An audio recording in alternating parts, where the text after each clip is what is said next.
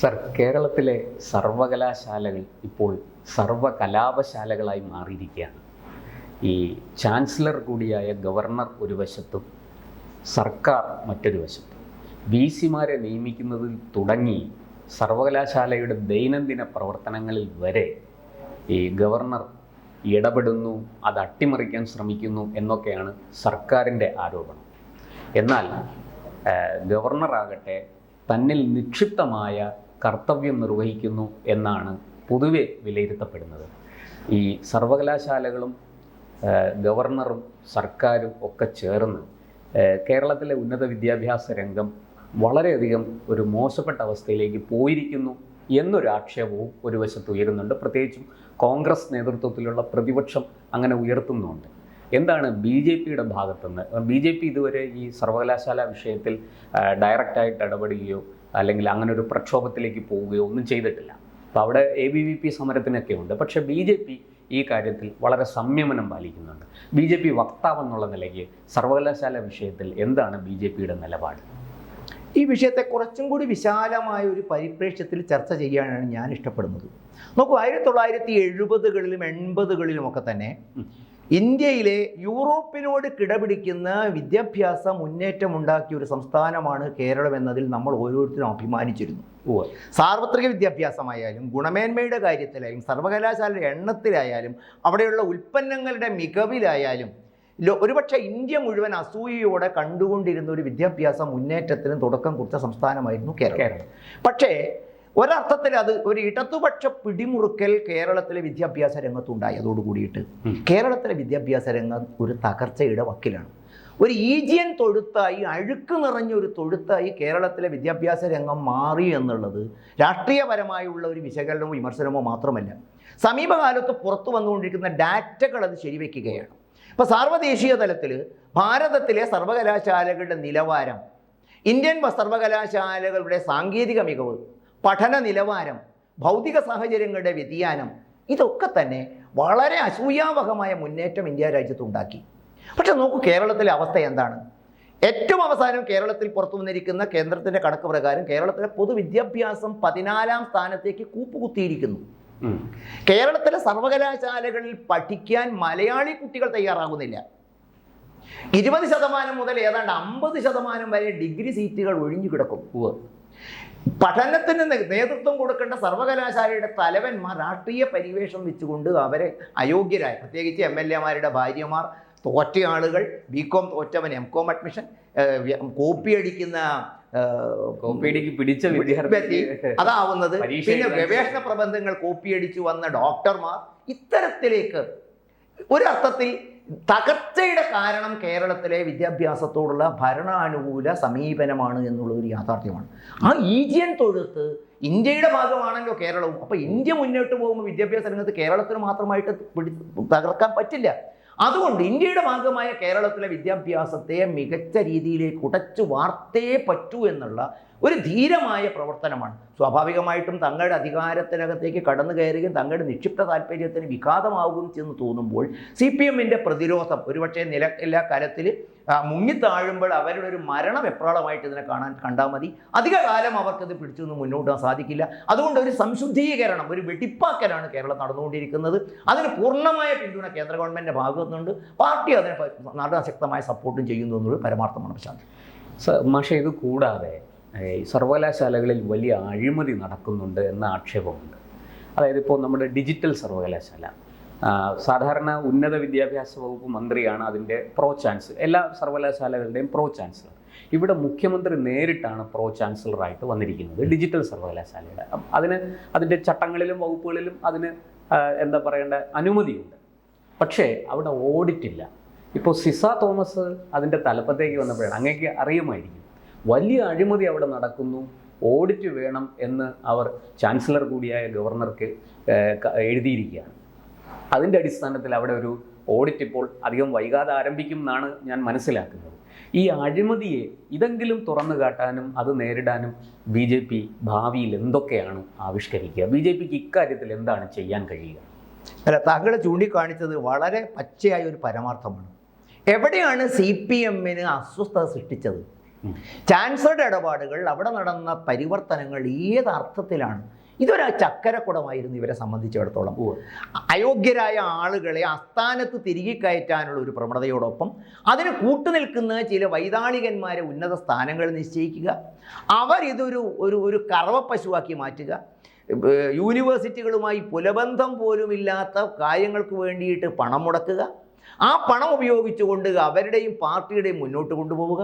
ഇതിവിടെയാണ് സത്യത്തിൽ സിസ തോമസിനെ പോലെയുള്ള, അല്ലെങ്കിൽ ആർലെക്കർ പോലെയുള്ള, അല്ലെങ്കിൽ നേരത്തെ ഉണ്ടായിരുന്ന ഗവർണറെ പോലുള്ള ആളുകൾ ശക്തമായ ഒരു പൊളിച്ചെഴുത്തും ഒരു സംശുദ്ധീകരണ ആവശ്യമുണ്ട്. ആ വാർത്തകളെ പുറത്തുകൊണ്ട് അത് ഞാൻ മനസ്സിലാക്കിയെടുത്തോളം വളരെ ചെറിയ തലങ്ങളിലല്ല, വളരെ കൃത്യമായ തെളിവുകളുടെ അടിസ്ഥാനത്തിൽ ബഹുജന മധ്യത്തിൽ ഇക്കാലം അത്രയും കേരളത്തിലെ സർവകലാശാലകൾക്കകത്ത് എന്താണ് നടന്നുകൊണ്ടിരിക്കുന്നത് എന്ന് ബഹുജനങ്ങളെ ബോധ്യപ്പെടുത്തുകയും ബഹുജനങ്ങൾ ഒരു വലിയ മുന്നേറ്റം കേരളത്തിലെ വിദ്യാഭ്യാസ രംഗത്ത് നടത്തുകയും അഴിമതിയും സ്വജനപക്ഷപാതവും ഇത്തരത്തിലുള്ള സാങ്കേതികമായുള്ള പോരായ്മകളും പഠന നിലവാരത്തിൻ്റെ ഔന്നത്യമൊക്കെ കാത്തുസൂക്ഷിച്ചുകൊണ്ട് യൂണിവേഴ്സിറ്റികളെ അക്ഷരാർത്ഥത്തിൽ ഒരു സാർവദേശീയ നിലവാരത്തിലേക്ക് കേരളം ഉയർത്തണം. നമുക്ക് നഷ്ടപ്പെട്ടു പോയ പഴയ പ്രതാപം വീണ്ടെടുക്കണം. അതിൻ്റെ പ്രവർത്തനമാണ് കേരളം നടന്നുകൊണ്ടിരിക്കുന്നത്. അതിൻ്റെ അസ്വസ്ഥതയാണ് പിടിക്കപ്പെട്ട കള്ളനെ പിടിക്കപ്പെടുമ്പോൾ അവന് തോന്നുന്ന തങ്ങളുടെ തെറ്റുകുറ്റങ്ങൾ പിടിക്കപ്പെടുമ്പോഴുണ്ടാകുന്ന അവരുടെ ആ മരണവെപ്രാളമാണ് കേരളം. ഇതിന് അധികകാലം ആയുസില്ല എന്നുള്ളത് തന്നെയാണ് ഈ കേരളം സൂചിപ്പിക്കാനുള്ളത്. പക്ഷേ കേരളത്തിൽ നമ്മളിപ്പോൾ ഈ സർവകലാശാലകളുടെ കാര്യത്തിൽ ഉദാഹരണത്തിന് കേരള VC ഡോക്ടർ മോഹൻ കുന്നുമ്മൽ, അദ്ദേഹത്തെ കായികമായി നേരിടാനാണ് ശ്രമം. മുമ്പ് നമ്മളത് ഡോക്ടർ JV വിളനിലത്തിൻ്റെ കാര്യത്തിൽ കണ്ടതാണ്. അദ്ദേഹത്തിൻ്റെ ഒരു സർട്ടിഫിക്കറ്റ് വ്യാജമാണെന്ന് ആരോപിച്ച് ഏതോ ഒരു ചാത്തൻ യൂണിവേഴ്സിറ്റിയിൽ നിന്ന് അദ്ദേഹം സർട്ടിഫിക്കറ്റ് നേടിയെന്ന് ആരോപിച്ച് അദ്ദേഹത്തെ വേട്ടയാടിയത് കേരളം കണ്ടതാണ്. അതായത് 91-ലെ കെ കരുണാകരൻ സർക്കാരിൻ്റെ കാലത്താണ് ആ സംഭവം നടക്കുന്നത്. ഞാനൊക്കെ അന്ന് കോളേജിൽ പഠിക്കുന്ന കാലമാണ്. എനിക്കത് നേരിട്ടറിയാം. നിരവധി സർക്കാർ വാഹനങ്ങൾ എറിഞ്ഞു തകർത്തു, കത്തിച്ചു, കാറുകൾ കത്തിച്ചു, വലിയ സമര കോലാഹലമാണ് നടത്തിയത്. ഒരു കൃത്യമായ അന്വേഷണ റിപ്പോർട്ട് പോലും വരുന്നതിന് മുമ്പേ JV വിളനിലത്തെ കുറ്റക്കാരനാക്കി കണ്ടുകൊണ്ട് ഏകപക്ഷീയമായൊരു വിചാരണ നടത്തുകയായിരുന്നു SFI. ഇപ്പോഴിതാ സമാനമായൊരു സാഹചര്യത്തിലേക്ക് പോയിരിക്കുന്നു. ഈ പറയുന്നത് പോലെ കാറുകൾ കത്തിക്കുന്നില്ല എന്നേ ഉള്ളൂ, പക്ഷേ എന്തും ചെയ്യാൻ തയ്യാറായിട്ട് SFIയെ അഴിച്ചു വിട്ടിരിക്കുകയാണ് CPM. അങ്ങനെ കായികമായൊരു നേരിടൽ ഈ ചാൻസലർക്കും വൈസ് ചാൻസലർക്കും ഒക്കെ നമ്മൾ കണ്ടു. ആരിഫ് മുഹമ്മദ് ഖാനെ റോഡിൽ തടഞ്ഞത് നമ്മൾ കണ്ടതാണ്. അത് SFI മാത്രമല്ല, അതിനകത്ത് പോപ്പുലർ ഫ്രണ്ടിൻ്റെ വിദ്യാർത്ഥി വിഭാഗവും ഉണ്ടായിരുന്നു, ക്യാമ്പസ് ഫ്രണ്ട്. അങ്ങനെ ഒരു സാഹചര്യത്തിൽ എത്തി നിൽക്കുകയാണ്. BJP ഇതിനെ എങ്ങനെയാണ് കൈകാര്യം ചെയ്യാൻ പോകുന്നത്? അല്ല, പ്രശാന്ത് ചൂണ്ടിക്കാണിച്ചതിൽ വളരെ കൃത്യമായ അത്ഭുതപ്പെടാനില്ലാത്തൊരു കാര്യമാണ്. കാരണം അതൊരു മാർക്സിസ്റ്റ് ശൈലിയാണ്. തങ്ങൾക്ക് കീഴ്പ്പെടാത്തവരെ, തങ്ങൾക്ക് വഴങ്ങാത്തവരെ ഭീഷണിപ്പെടുത്തുക, ഭയപ്പെടുത്തുക, ഭീഷണിപ്പെടുത്തി വരുതിയിൽ നിർത്തുക. അനുനയത്തിൻ്റെ എല്ലാ മാർഗങ്ങളും അവർ പരിശോധിച്ച് പരാജയപ്പെടുമ്പോൾ അവർ അടുത്ത ഘട്ടത്തിലേക്ക് കടക്കുന്നത് ഈ ഭീഷണിപ്പെടുത്തലാണ്. നോക്കൂ, കേരളത്തിലെ മുൻ ഗവർണറായിരുന്ന ആരിഫ് മുഹമ്മദ് ഖാനെ കണ്ണൂർ സർവകലാശാലയിലേക്ക് അവർ വിളിച്ചു വരുത്തുന്നു. അവിടെ ഒരു വിശ്വോത്തരം, അവരുടെ ബുദ്ധിജീവി എന്നൊക്കെ അറിയപ്പെടുന്ന ഒരാളെ വിളിച്ചുകൊണ്ട് വരുന്നു. ഒരു ഉളുപ്പുമില്ലാതെ ശാരീരികമായിട്ട്, ഒരുപക്ഷെ കേരളത്തിലെ പ്രഥമ പൗരനെന്ന് വിളിക്കാവുന്ന ഗവർണറെ ശാരീരികമായിട്ട് ആക്രമിക്കുകയും തട്ടി താഴെയിടുകയും നോക്കുകുത്തിയായി പോലീസും അദ്ദേഹത്തിൻ്റെ അംഗരക്ഷകൻ നിൽക്കുന്ന അവസ്ഥ പോലും ഉണ്ടായി. ഭയപ്പെടുത്തുക, ഭീഷണിപ്പെടുത്തുക, കീഴ്പ്പെടുത്തുക, തങ്ങളുടെ ഇംഗിതത്തിനൊത്തു നിൽക്കുക. ഒരുപക്ഷെ കഴിഞ്ഞ കാലഘട്ടത്തിൽ കേരളത്തിലെ ചില ഗവർണർമാരെങ്കിലും അവിടെ ഈ ഭീഷണിക്ക് മുമ്പിൽ വശംവദരായിട്ടുണ്ട്. പക്ഷെ ആരിഫ് മുഹമ്മദ് ഖാൻ ആ തരത്തിൽപ്പെട്ട ഒരാളായിരുന്നില്ല. ആരിഫ് മുഹമ്മദ് ഖാൻ പോയപ്പോഴവർ ആശ്വസിച്ചു. പക്ഷേ ആരിഫ് മുഹമ്മദ് ഖാനേക്കാൾ അവരിപ്പോൾ ഭയപ്പെടുന്ന തരത്തിലേക്ക് ആർലേക്കർ മാറിയിരിക്കുന്നു. കാരണം അവർക്ക് അത്തരത്തിൽ ഭയപ്പെടുത്തിക്കൊണ്ട്, ഭീഷണിപ്പെടുത്തിക്കൊണ്ട് ഒളിച്ചോടുന്ന തരത്തിലുള്ളതല്ല. തങ്ങളുടെ മുമ്പിൽ കൃത്യമായൊരു ദൗത്യമുണ്ട്. ആ ദൗത്യം നിറവേറ്റിക്കൊണ്ട് മാത്രമേ മുന്നോട്ട് പോവുകയുള്ളൂ എന്നുള്ള ഉറച്ച തീരുമാനവുമായിട്ടാണ് സർക്കാർ മുന്നോട്ട് പോകുന്നത്. കേന്ദ്ര ഗവൺമെൻറ്റും ഗവർണർമാരും ഒക്കെ തന്നെ ചാൻസലർമാരെന്ന നിലയിൽ അവർ ആക്ട് ചെയ്യാൻ തുടങ്ങിയിരിക്കുന്നു. തങ്ങൾ ആരുടെയും ഇംഗിതത്തിന് കീഴ്പ്പെട്ട് നിൽക്കുന്ന ആളുകളല്ല എന്ന കൃത്യമായ സന്ദേശമാണ് ഇത് കേരളത്തിലെ വിദ്യാഭ്യാസ പ്രവർത്തകർക്ക് വലിയ ആവേശം കൊടുക്കുന്നതാണ്. നോക്കൂ, കണ്ണൂർ സർവകലാശാലയിലെ ഈ വിഷയം ഉയർത്തിക്കൊണ്ടുവന്നത് BJPയോ പരിവാറോ അല്ല. സർവകലാശാല സംരക്ഷണ മുന്നണി ഉണ്ടാക്കിക്കൊണ്ടുവന്നത് അവിടുത്തെ വിദ്യാഭ്യാസ താല്പര്യമുള്ള ആളുകളാണ്. അത്തരത്തിലുള്ള ആളുകളുടെ വർദ്ധിച്ച പിന്തുണയും ഇക്കാര്യത്തിൽ കിട്ടുന്നു എന്നുള്ളത് ഈ പ്രവർത്തനത്തിൽ കേരളം വലിയ സ്വീകാര്യത ലഭിക്കുന്നു. BJP അത്തരം ആൾക്കാരെ നേരിട്ട് വന്ന് പിന്തുണയ്ക്കുന്നത് നമ്മൾ കാണുന്നില്ല. ഉദാഹരണത്തിന് ഇവിടെ തിരുവനന്തപുരത്തും അങ്ങ് പറഞ്ഞതുപോലെ ഈ സർവകലാശാല സേവ് ഫോറം പോലെയുള്ള പ്രസ്ഥാനങ്ങളുണ്ട്. പക്ഷെ അവരെ നേരിട്ട് വന്ന് BJP പിന്തുണയ്ക്കുന്നതായിട്ട് നമ്മളങ്ങ് കാണുന്നില്ല. മറ്റൊന്ന് അങ്ങ് പറഞ്ഞതുപോലെ ഇപ്പോൾ കണ്ണൂർ VC ആയിരുന്ന ഗോപിനാഥൻ രവീന്ദ്രൻ, അദ്ദേഹത്തെ സുപ്രീം കോടതി കൃത്യമായിട്ട് ആ വിധി അങ്ങേക്കറിയാമല്ലോ, അർഹതയില്ലാത്ത ഒരാളെ തന്നെ നിയമിച്ചു എന്ന മട്ടിലാണ് കോടതി വിധി വന്നത്. പക്ഷെ ആ കോടതി വിധിയെ പോലും CPM മാനിക്കുന്നില്ല. അദ്ദേഹത്തെ സ്ഥാനത്തുനിന്ന് മാറ്റി ഒക്കെ ശരിയാണ്, പക്ഷെ ആ കോടതി വിധി പോലും അവരെ സംബന്ധിച്ച് അവരൊരു വലിയ ഊർജമായിട്ടാണ് കാണുന്നത്. ഈ ഗവർണറെയും ചാൻസലർ കൂടിയായ ഗവർണറെയും കേന്ദ്ര സർക്കാരിനെയും ഒക്കെ എതിർക്കാൻ ഈ സാഹചര്യത്തെ എങ്ങനെയാണ് BJP അഡ്രസ്സ് ചെയ്യുക? അല്ല, എനിക്ക് തോന്നുന്നത് ഒരുപക്ഷെ BJP ഇപ്പോൾ സ്വീകരിക്കുന്ന നടപടികളാണ് കുറെ കൂടെ കേരളത്തിന് യോജിച്ചത് എന്നുള്ളതാണ്.